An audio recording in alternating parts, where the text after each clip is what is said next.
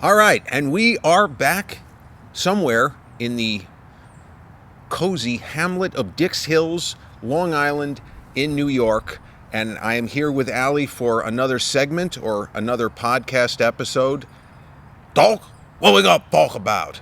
Well, since this is a movie-centric podcast, or at least in theory it purports to be a movie-centric podcast, I figured that we should talk about a movie that maybe it wasn't always near and dear. Maybe it was a movie that you watched when you were 15 and were just a fan of, but now maybe takes on greater importance. I don't like to speak for people and make assumptions, but the movie Steel Magnolias, the 1989 film directed by Herbert Ross, based on a play, was not written by him, and featuring a who's who of big actresses from the era, and one of whom is still certainly a big name in Julia Roberts. And the film is notable for a number of reasons. I'll give a little bit of history. Herbert Ross was kind of famous for making movies that were women-centric. He was like a girl power director in the 70s and 80s. He did the film The Turning Point with Vanessa Redgrave and Jane Fonda. And he did the movie Max Dugan Returns in the early 80s, where Marcia Mason got she didn't get an Oscar nomination for that one, but he did The Goodbye Girl, where Marcia Mason got an Oscar nomination. Richard Dreyfuss won Best Actor. It should have been John Travolta for Saturday Night Fever. But Herbert Ross was like the perfect filmmaker for this.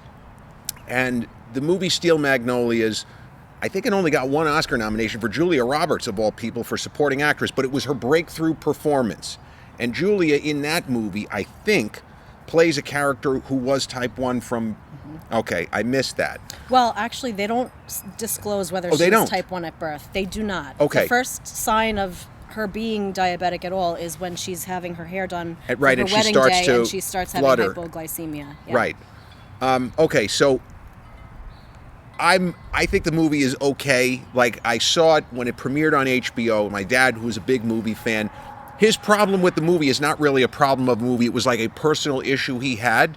He liked the actor Tom Skerritt, who plays the husband of the Sally Field character, the whatever.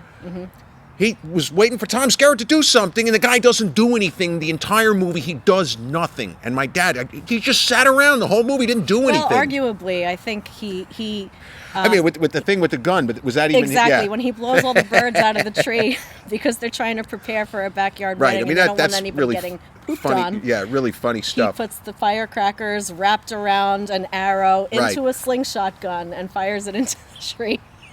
But if for younger people picking up the movie for the first time and not even necessarily worrying about Julia Roberts' character being very sick, having advanced renal failure, kidney disease, and very, very heavy type 1 diabetes. But if you're just picking up the film, and a lot of people will wonder, how did this cast, or who are all of these people? So one of the older actresses, Olympia Dukakis, who plays the woman who buys the radio station, if you know the film, she had just won the Best Supporting Actress Oscar. She had just won it. That's how she got cast, because she might be the least recognizable of the main cast to, somebody 25 watching the movie now.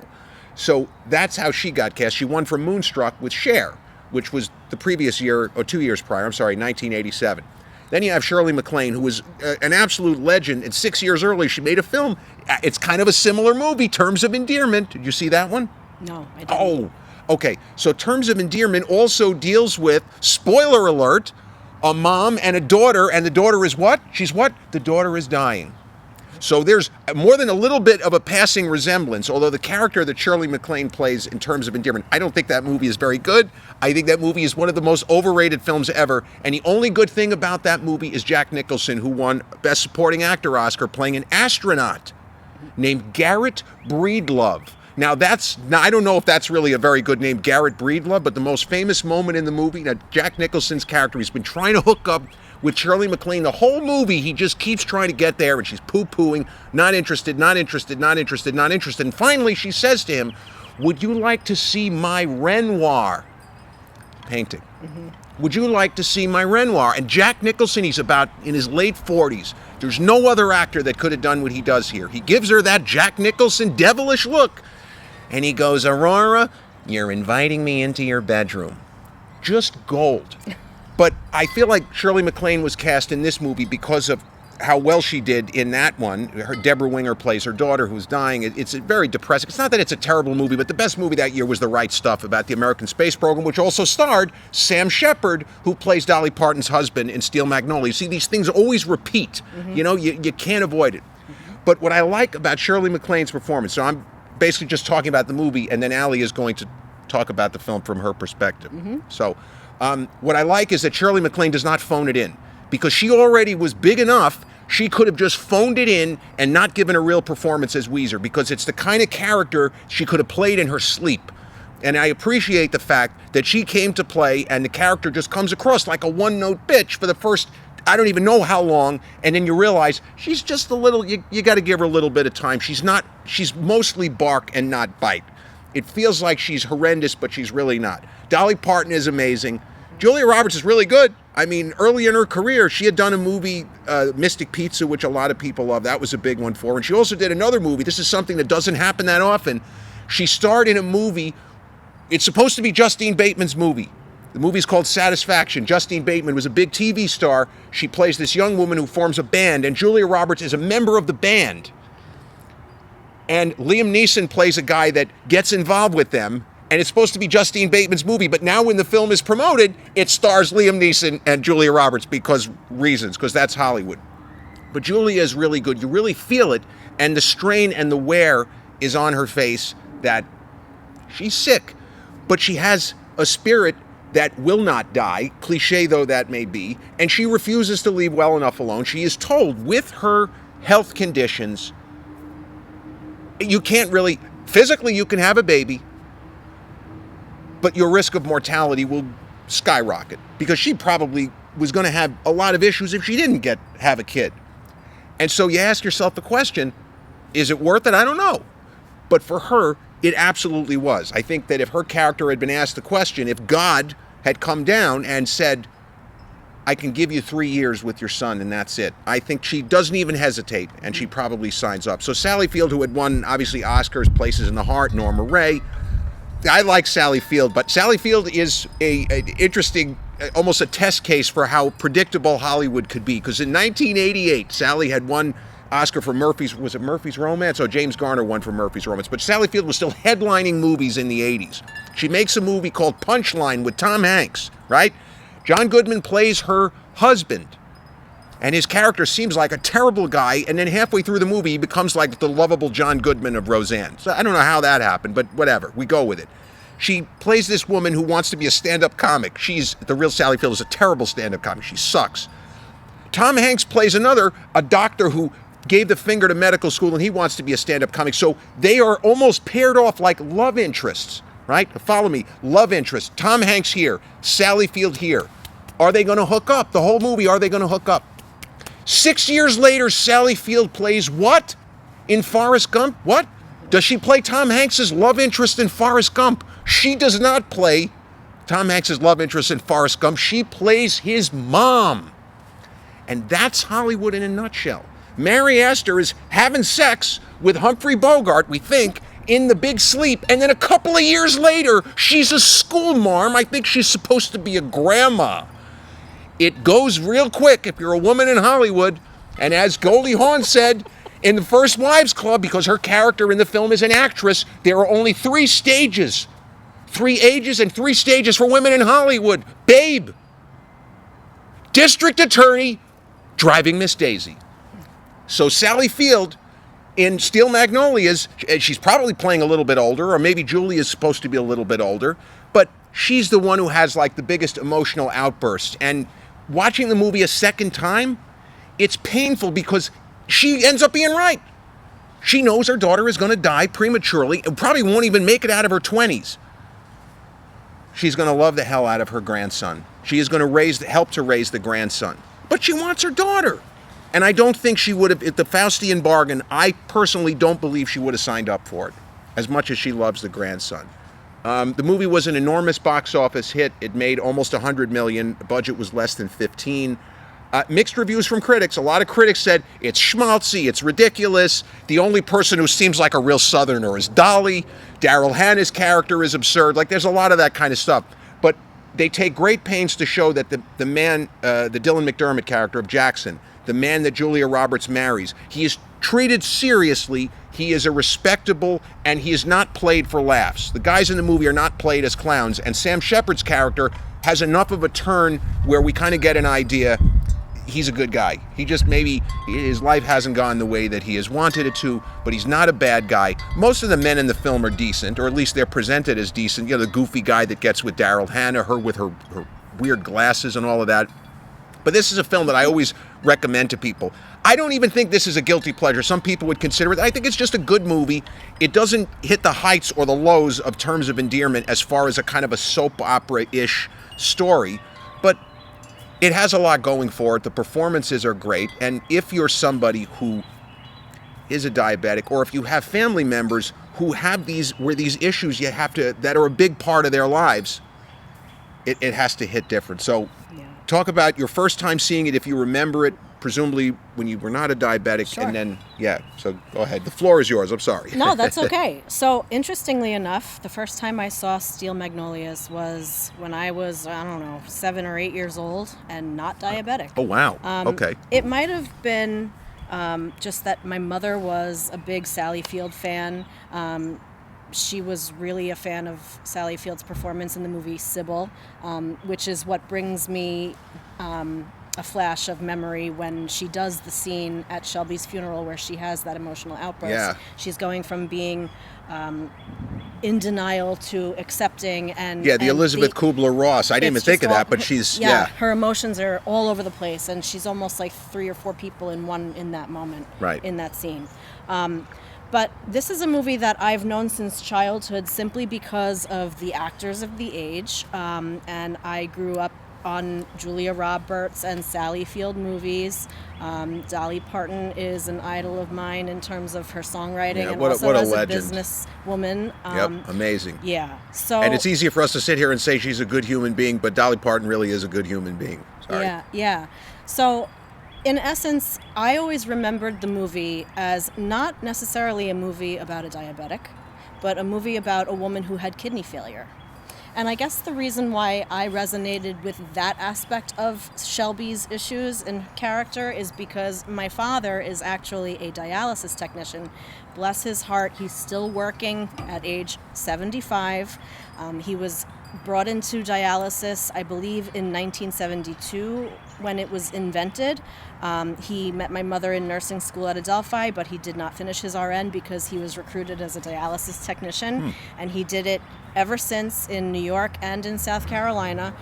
So growing up with a father who was a dialysis technician, always talking about the function of the kidneys and knowing what he did at work, and having a paternal aunt, one of my father's sisters actually had kidney failure and needed to take a kidney from one of their sisters.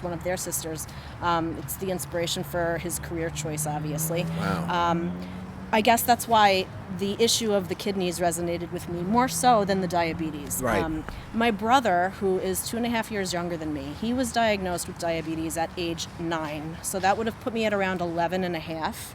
So it was in your life. It was in my life. And I believe at that point I had already seen the movie Steel Magnolias. But I think that's why it didn't scare me that Shelby was diabetic, because I didn't know what it meant and I couldn't relate until later on in life. Well, hold on. So what I wanted to say is, so your first personal experience with somebody being a diabetic was your brother? My younger brother. Okay. The reason why I say that, because I didn't have anybody in my family who did. My first time even hearing the word, it was another movie with Tom Hanks called Nothing in Common. And I think I was around, maybe I was 12 or something like that when I saw it. But the character of the father, it's Jackie Gleason, one of the pioneers in the TV with the Honeymooners, with everything. The guy was known as the Great One, but I knew, you don't eat sugar. You get the kid version of what happens when you're a diabetic. Right.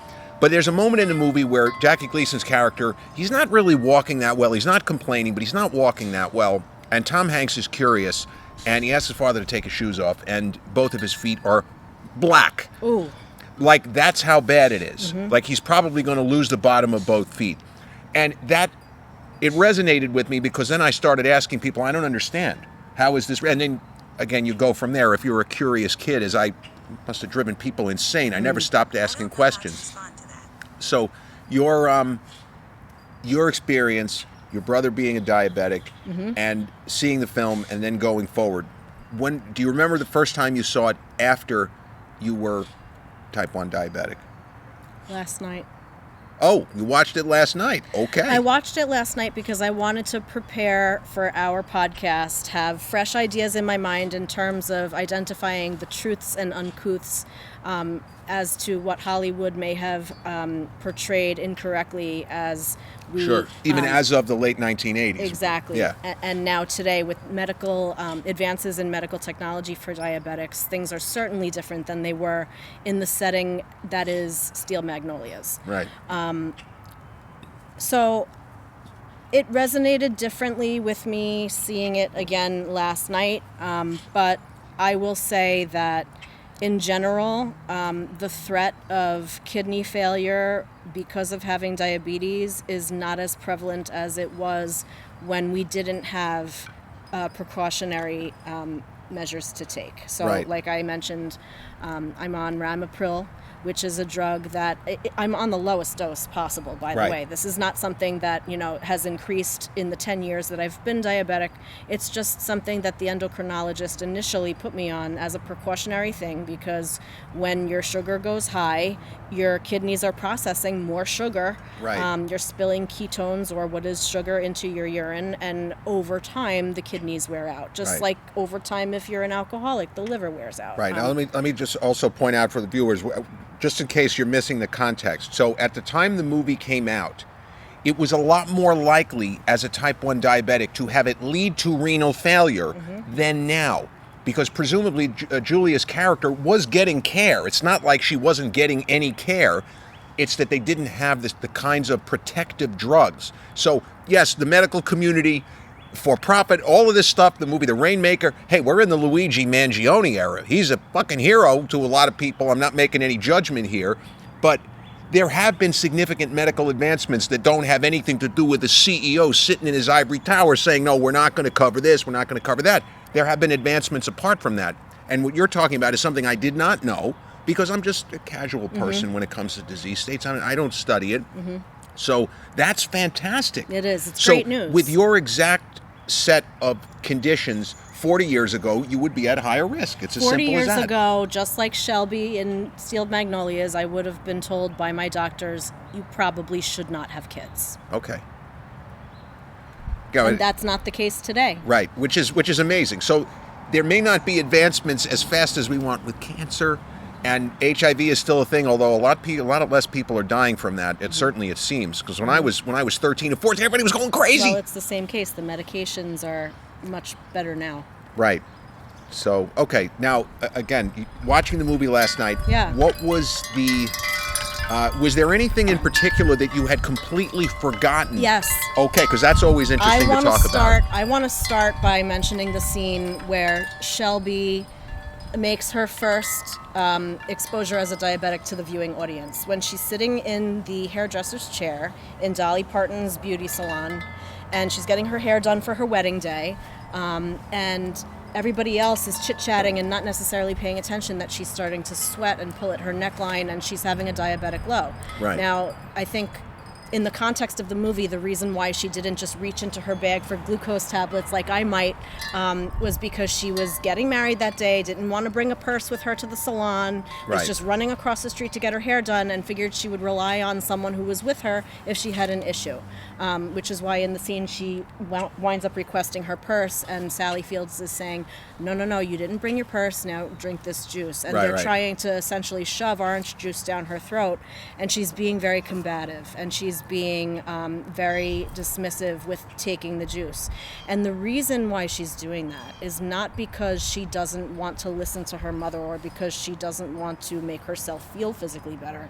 It's because when a diabetic goes into hypoglycemia and then approaches diabetic shock, the oxygen is cut off to the brain, you're losing consciousness, and you cannot make decisions in a rational way.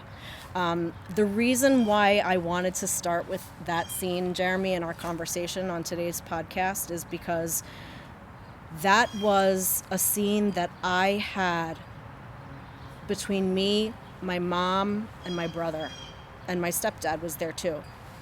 My brother was Julia Roberts in that chair. Wow. Losing consciousness in front of us. And it was extremely scary. And of course, because I had seen the movie as a child, I'm not going to, have that scene stick out in my mind and carry it through to today. I did not remember it at all. Because it didn't resonate the way that it does now. Well, I didn't know what I was watching. Right, yeah, Right. that too. So when I saw this scene last night, watching the movie with my partner, I got emotional. I didn't cry, but it was a little bit traumatizing to relive that memory because it's a memory that I have of when he and I were young. We were still unmarried, living at home. I want to say he was about 17 or 18 years old, so that would have put him as a junior or senior in high school, and I would have been in my second year of undergrad. And at that time, my brother was not taking as great care of his diabetes as he does now, that he is a grown man, teacher, and father. Right. He was sleeping until 12 p.m., 1 p.m. on a daily basis. He was not on top of monitoring his sugar. If he had a low, he would snack out of a bag of chips instead of doing it the right way with sugar tablets and monitoring, how much carbs or sugar he was taking in as he was low. Right. So he was just a roller coaster, and it wasn't a good phase for him. And I remember one morning, it wasn't even the morning anymore. It was about 1 p.m. I said to my mom, Jarrett's still in bed. I'm a little worried. Maybe we should get him up. So I went upstairs and they followed, and we saw that he was very sluggish and, pulled on his arm, got him out of bed, and he was able to stand up, shuffled to the hallway bathroom, and then it became obvious that he was extremely low, that his sugar was so low that he wasn't able to respond with words. And so my stepdad was sent down to get some orange juice from the fridge because in an emergency, that would be the most high content sugar-wise thing that you can think of. Right. If you don't have a glucagon shot at hand, in an emergency, then you need basically to pour sugar down the person's throat because they need sugar to reactivate, you might want to cut this part out because I'm stumbling over my words. I am not totally abreast to what happens to you internally when you have hypoglycemia, but I do know that, your cells essentially are being deprived of oxygen and they're dying, right? So you're losing consciousness and you start to turn blue and at one point in the movie, Shelby's face does start to turn pale and then blue because she's losing oxygen as well. She's being combative, just like my brother was starting to get combative, and it became very scary because by the time my stepdad came back up the stairs with orange juice and we were trying to, shove it in his mouth, here we are, two women trying to hold down a 17-year-old broad kid, who's sitting on the closed toilet bowl, and we were about to climb on top of him in order to force this orange juice into his mouth. He was shoving it away. He was swatting at us. He was almost punching my mom and my stepdad.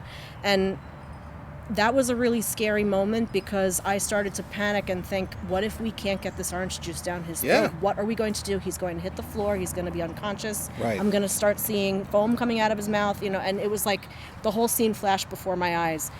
And my stepfather saved Jarrett's life that day because for whatever reason, he decided to put a straw into that cup. It told my brother's half-conscious mind to suck. Right. So instead of pushing away a cup that people were trying to shove at him, he saw the straw and we offered him the glass and his lips just instantaneously went to the straw. And I think that that's an amazing thing that happened. It was a thriving moment. He was not a failure to thrive in that moment because his brain was still working enough to recognize that a straw needed to be put to his lips. And he started drinking, and then his sugar came up from there. Thank God for that, because had it not been for the straw, and I didn't even think of it, I don't know what we would have done. He probably would have passed out, and then we would have poured it down his throat, and then maybe he would have come to. But it gets very scary very fast when diabetics get into that state. Wow. Yeah. So that scene reminded me of that interaction with my brother, and because I hadn't seen the movie up until last night, Right. I hadn't thought of it. I had never made that comparison, and it really struck a chord with me. And I think that Julia Roberts' performance was spot on, amazing. Yeah, she certainly takes a lot of criticism. I mean, my sister's drama coach back in the day was always just ripping on her, saying she had no soul. And I could still hear the guy, Julia Roberts has no soul. She skips steps, never skips steps, don't do what she does. I mean, okay, whatever. But she's given a lot of good performances. Sometimes she gets by on the smile, the looks, the hair back, the early early 90s. But Erin Brockovich, it's arguable whether she deserved the Oscar. But she certainly was worthy of an Oscar nomination for Steel Magnolias. She holds her own with some real big hitters, Oscar winners and nominees among the cast. She doesn't stick out like a sore thumb. And my favorite Julia performance was the recent film of 2023, Leave the World Behind. Did you see that one? I didn't. So it's basically, it seems to be an apocalyptic story, like the end of the world is nigh, but we're not sure. Just imagine a world where AI goes haywire and not attacking us, but it all just stops working. Imagine where if every Tesla suddenly just crashed on its own, and every Tesla became self-driving and crashed into the nearest wall. Stuff like that, everything goes haywire. And Julia's great in that film. She doesn't smile at all. She doesn't use any of her usual vocal tics or intonations or any of that stuff. She's just fantastic. So, yeah, I've never been anti-Julia Roberts. I don't get to hate. Neither have I, and everybody has their own opinion, of course. But Yeah. I will say this about Julia's performance in Steel Magnolias of 1989, because I don't know if you know this, Jeremy, but there was a remake in 2016 starring Queen Latifah. Yeah, I didn't know that. I saw it when I clicked a wiki on this film after I saw that it was with Latifah, but I did not remember that. I did not see that version, and I mean to see it. I just didn't get to see it yet. I also there was a TV show.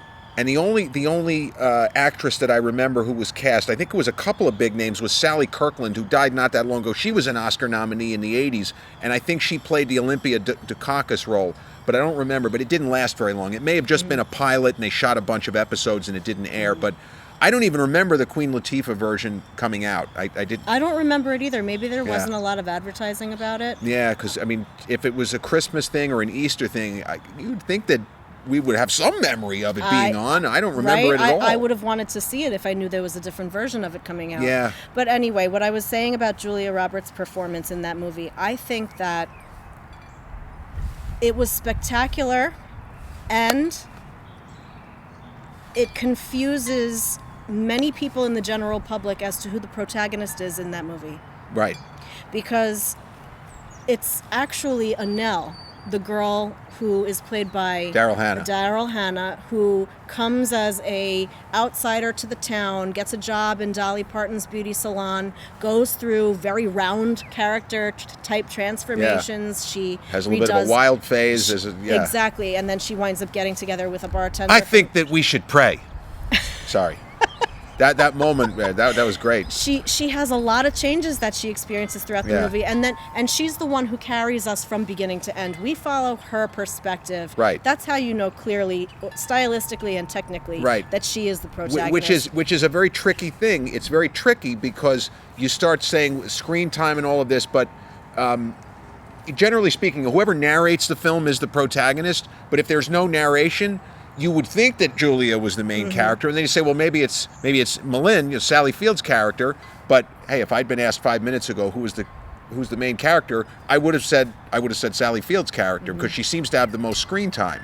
But more of the story is filtered through the perception of Annelle, and the fact that we end on her pregnancy. Spoiler alert! That's not an accident. That's not an accident. The story could be distilled down to her journey. Right, her husband stealing everything. Daryl Hannah's another actress, takes a lot of criticism. Well, she's just hot. She's not that good.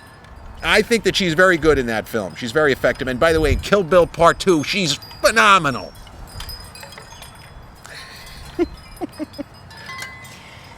Don't like the glasses she wears in the movie, though. Not good. Bad glasses. They're so retro. They're exactly. fabulous. All right. You see, we don't even agree on that. Okay, I take it back. I own a pair of white sunglasses. I rescind my criticism of Daryl Hannah's glasses. I don't know. It's just, I guess when I saw the movie, the first time, the character that she played frustrated me.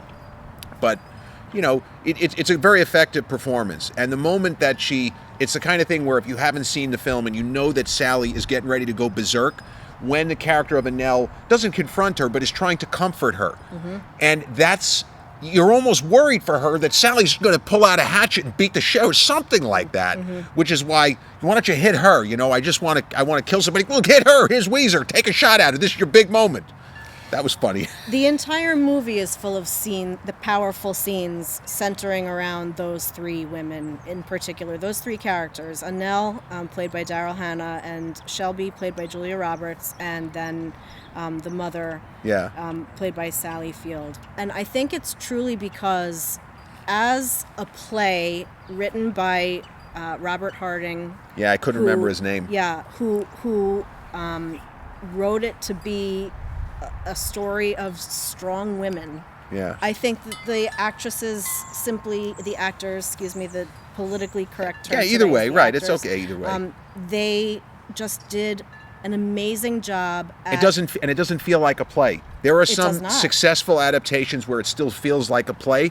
I didn't know that this had been a play until looking at it this morning, and I said, okay, I mean, it makes sense, but the original iteration of the play was one set. Yeah. Trubia's barbershop, or Truby, excuse me, the barbershop or the salon, and that's the pretty. salon and the wedding. Right, Yeah. where it was, but there's not much in the way of a scene change, and they expanded it and they opened it up and they didn't make it seem like it didn't seem forced. And look, Glenn Ross, the David Mamet, the movie is great because the actors are great, but that feels like a play. And American Buffalo, another adaptation of Mamet, which came out in '96. That also feels like a play. Like, why did they bother to make the movie? I love Dustin Hoffman, but it's set in a pawn shop, and I keep waiting for something to happen, and they keep talking about we're going to rob somebody, and then, spoiler alert, they don't rob shit. They just sit there arguing for 2 hours.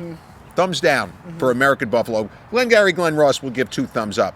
But nobody could watch Steel Magnolias if they're completely unfamiliar and say, well, this is clearly based on a play. Why would you even come to that conclusion? Right. They really did a good job with it. Although I would love to see this as a play, because I think that the dramatic lighting in correlating with the conflict with what's going on between the characters, I think that would really be an experience that you can only have if you're watching a live play. Right. Now, without me having, because I didn't tell you anything like this, the best example of something that started as a play and then became a movie that nobody would ever imagine, I think, is A Bronx Tale. You ever see that movie? Oh, I love that movie. Okay. I had no idea that was a play. Chaz Palminteri, who plays Sonny.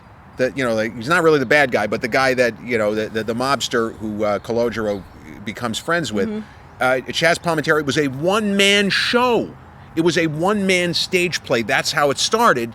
And then I don't know if it was that De Niro saw the play, it was something like that, and then they made the movie, and now Palminteri goes around the country to theaters like the Paramount in Huntington. Amazing. And does one of my friends, it was, I think it was in his top 5 favorite movies, and then he saw the show like 10 years ago. He said, I didn't like it. I didn't like it. No, sorry, you didn't like it. Yeah. Because it wasn't the movie. It wasn't the movie. But the movie is so colorful, it doesn't feel at all like it could have been a play. Right. Yeah, they did a bang-up job on that, too. Yeah. And I don't think you could possibly be Italian and not have seen that movie. Yeah. No, I agree.